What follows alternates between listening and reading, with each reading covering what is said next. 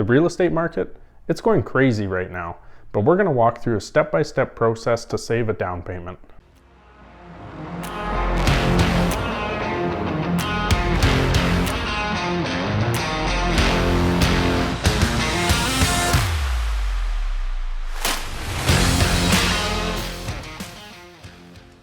Welcome to the channel. My name is Brandon and this is where we turn personal finance into common sense.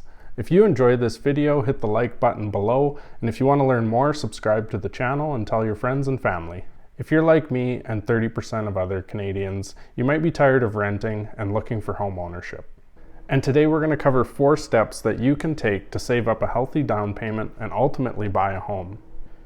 And whether you're single or married or 20 or 40 years old, living in Toronto or Yellowknife, these steps will work for you. Number 1, figure out what payment you can afford. I'll supply you with 2 metrics when it comes to affordability, one from the government and one from Dave Ramsey.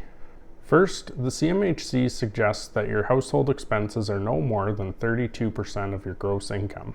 This includes your mortgage payment, principal and interest, property taxes, heating, and half the condo fees. So if you have a pre-tax income of $100,000, your housing cost should be no more than $32,000 a year. That's about $2,600 a month. Then we're going to subtract $250 for the property taxes, $200 for heating, and then another $250 for half the condo fee. That's going to leave $1,966 for the mortgage payment. And the second metric from Dave Ramsey, he suggests that your mortgage payment should be no more than 25% of your take-home pay. And again, if you have a pre-tax household income of $100,000, that's going to leave an after-tax income of $73,000 or about $6,000 a month. This means that at 25% of your take-home pay, this is a mortgage of $1,523 per month.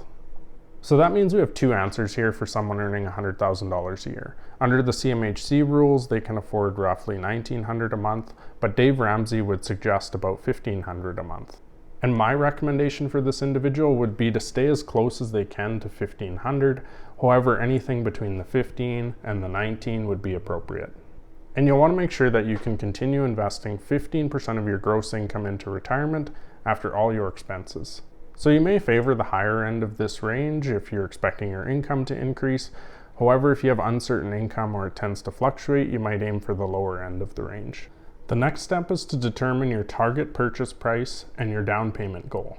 Now that we've determined what payment you can afford, head over to ratehub.com and start playing around with the numbers. So I'm going to start with Calgary and $300,000.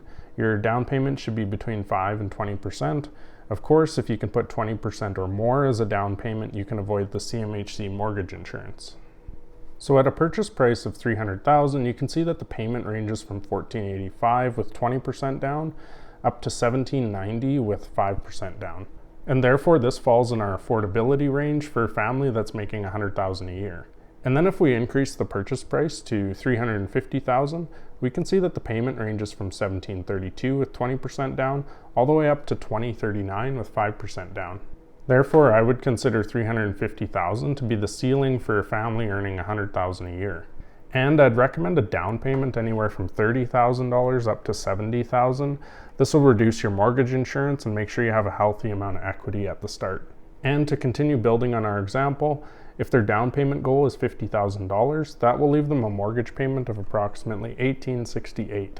And number 3, time to begin saving. With a firm budget and some intentionality, this family could save $50,000 in 2 to 3 years max. And there are 3 places that I recommend you save for a down payment in this specific order.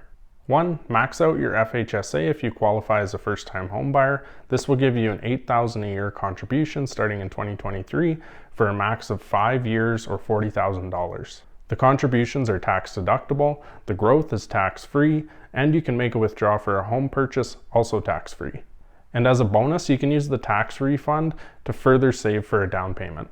Number 2, after you max out the FHSA, jump over to a TFSA. In 2023, everyone over the age of 18 received another $6,000 in contribution room.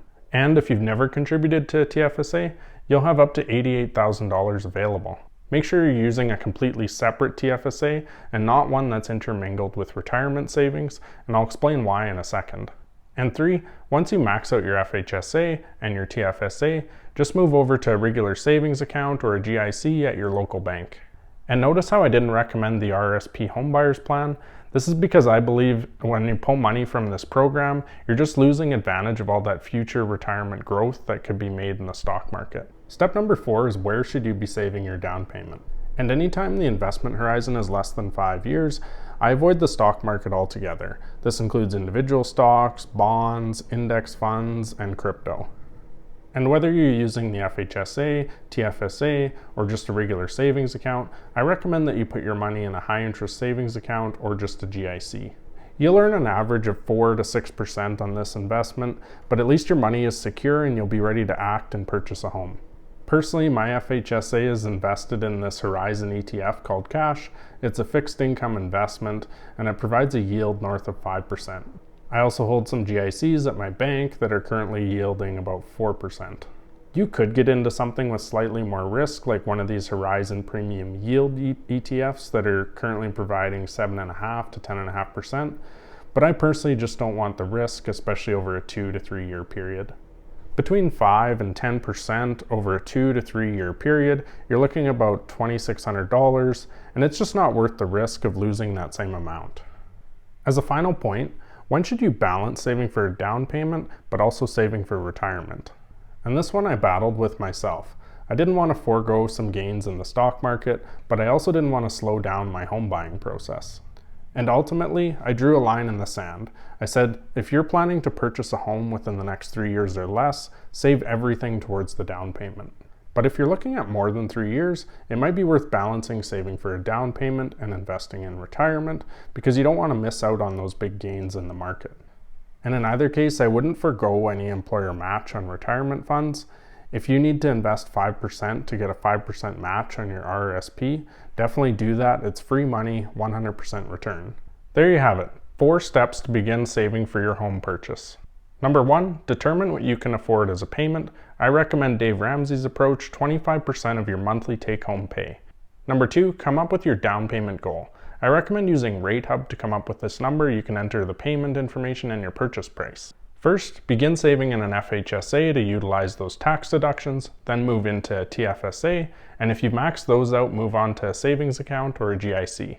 Number 4, what investment should you use? I recommend going with something low risk. This could be a high interest savings account, a GIC, or this cash ETF offered by Horizon. And lastly, should you balance saving for a home with your retirement savings? I draw the line and say if you're buying a home in 3 years, go all in on the down payment. If it's going to take more than 3 years, start to balance your retirement savings and your down payment plan. But in either case, don't forego any employer-sponsored match. It's basically free money. That's all I have for today. Thank you for watching. Post your own home buying process in the comments below, and always remember, pay yourself first.